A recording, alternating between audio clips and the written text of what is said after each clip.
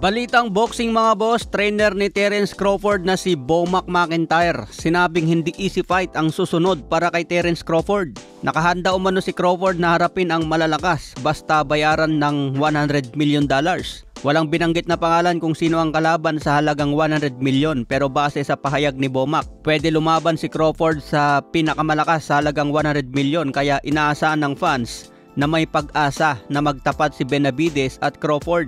Hindi naman yan tatanggi si Crawford kung bigyan ng malaking offer kay Benavidez. Nagpayag din si Benavidez na kaya pa niya bumaba sa 168 pounds super middleweight basta si Crawford at Canelo ang kalaban niya. Matatandaan mga boss na tinalo din ni Crawford ang kapatid ni David Benavidez na si Jose Benavidez. Pero ibang level na itong si David Benavidez dahil mas malaki ito at masipag bumato ng sundok. Pero sa kalidad ni Crawford at kanyang boxing skills, walang imposible sa kanya. Ginawang easy fight nga lang si Canelo Alvarez. Kaya abangan natin kung handa magbayad si Turki Al-Sheikh ng 100 million para kay Crawford.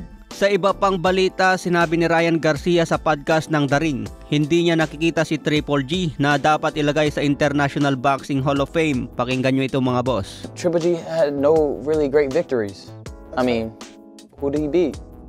Ayan mga boss, wala naman daw great fighter na tinalo ni Triple G. Pero sabi naman ni Max Kellerman nakalaban niya si Canelo sa kanyang prime. Hindi pwedeng pag-usapan ng era kung hindi isama si Triple G. Banat naman ni Ryan Garcia, nakalaban nga niya si Canelo pero hindi niya ito tinalo. Kasama naman daw si Triple G sa mga superstar at best pound for pound. Pero sa usapang Boxing Hall of Fame, dapat may tinalo ka daw na legend at great champion. Kung tignan daw ang resume ni Triple G, walang ibang kilala sa nakalaban niya kundi si Canelo Alvarez lang. Ito ang mga nakalaban ni Triple G na medyo kilala mga boss. Unahin na natin kay Kell Brook, Daniel Jacob, Steve Rolls, Sergey Derevyanchenko, Kamil Zeremeta, Ryota Murata at si Canelo Alvarez. Sino sa tingin nyo sa mga pangalan na yan ang great champion?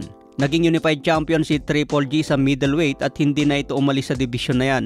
Lumaban siya kay Canelo sa 168 pounds pero parang payday na lang ito bago nagretiro sa boxing. Ano sa tingin nyo mga boss? Pabor ba kayo sa sinabi ni Ryan Garcia? Sa ibang banda, 3 pangalan ang binanggit ni Mike Coppinger kung sino ang kalaban ni Manny Pacquiao. And I spoke to his advisor, Sean Gibbons, who runs Manny Pacquiao's promotional company. He said the 3 names they're looking at are Rolly Romero, Gervonta Davis, and Conor Benn.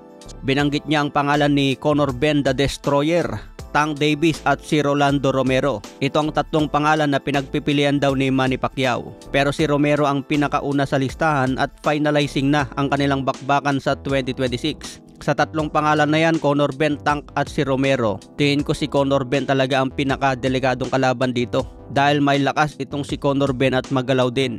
Okay mga boss, hanggang sa muli nating updates.